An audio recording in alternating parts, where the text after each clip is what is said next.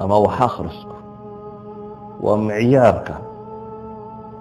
أما وحلقوا قيمة هي أمده هرومر كذا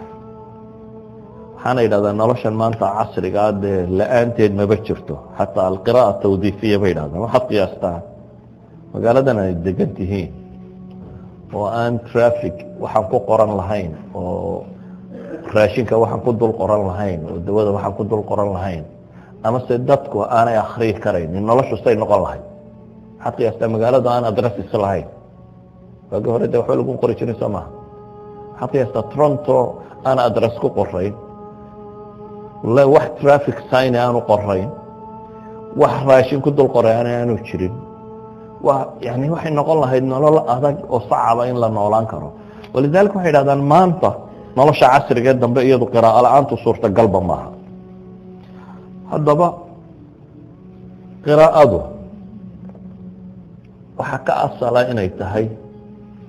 cimrigi oo ziyaadinayso ilaahina subhanahu wa ta'ala wuxuu quraanka inoogu tilmaamayaa cimriga iyo qiimaha uu leeyahay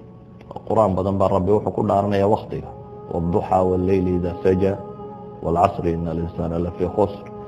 إيه وحي اللمدة أما بأو النبي عليه الصلاة والسلام قفك مالة قيامة كزول مايان قمدي سلولك يعني والله حين إياه إلا إيه أفر شيء لويديه أفر شيء لما شيء با عمرك كصاب سيسان تابعنا هذا حويان وحيابا وفي عن قفك وعمرك سكو حساب كو استعمالي كراه ومسألة القراءة waxaan markaa rabaa inaan ka waramo daris kooban oo ku saabsiisan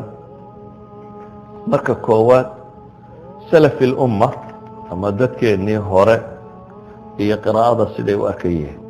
ama siday u jeclaysanayeen intaan kelmadaasi markaa soo gudbin waxaan tilmaamayaa dhowr shay kow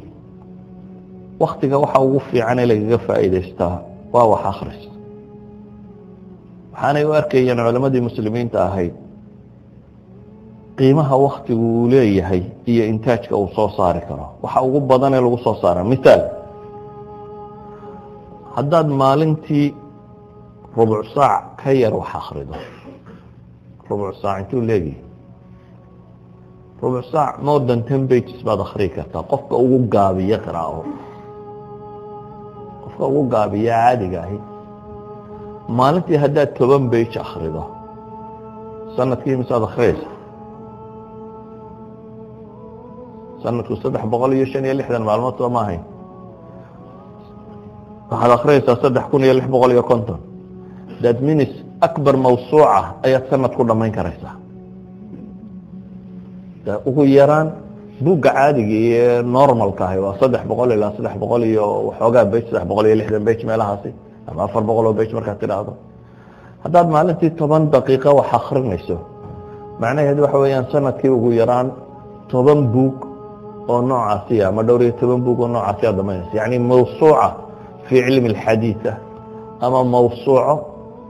fi tafsir ama mawsuuca fi cilmi kalaam ayaad dhamayn kartaa bimujarrad inaad u qorshayso inaad akhrido maxay 10 page ama 10 daqiiqadood inaad wax akhrido maalintii haddii ay waxbarashadu caynkaan noqon kari lahayd markaynu dhahno waqtigaan dilaya imisaad waqtigaad khasaaraysaad u malaynaysaa imisa se waxbaad baran kari lahayd yani culimadii muslimiinta hore waxaa la yaqaanay waxay ahayd dad mawsiiciyiina mawsuucadu yani dad encyclopedia qof wixii la soo qaadaba ka jawaabi kara hadday culuum diineed tahay bikulli funuuniha iyo hadday tahay culuumtii casrigooda jirtay bikulli funuuniha ama astronomy ha noqoto ama geography ha noqoto ama taariikh ha noqoto ama tib ha noqoto ama philosophy ha noqoto ama riyaadaad ha noqoto xisaab ha noqoto waxay doontaa ha noqoto caalimka faqiih ee masaajidka fadhiya wuxuu ahaan jiray mawsuuca mutanaqila maktabad guuraysa oo kullu funuun kaligii laga heli karo sabab kalena may jirin dadka kamay caqli badnayn bini aadam ka baxsan may ahayn laakiin waxay ahaayeen dad waqtiga ka faa'iideeya waxay ahaayeen dad waqtigooda ku bixiyay inay wax baran karaan maanta waxay yidhaahdaan average dadka caadiga ah bay yidhaahdaan ugu yaraan 3 saacadood bu TV daawadaa bay yidhaahdaan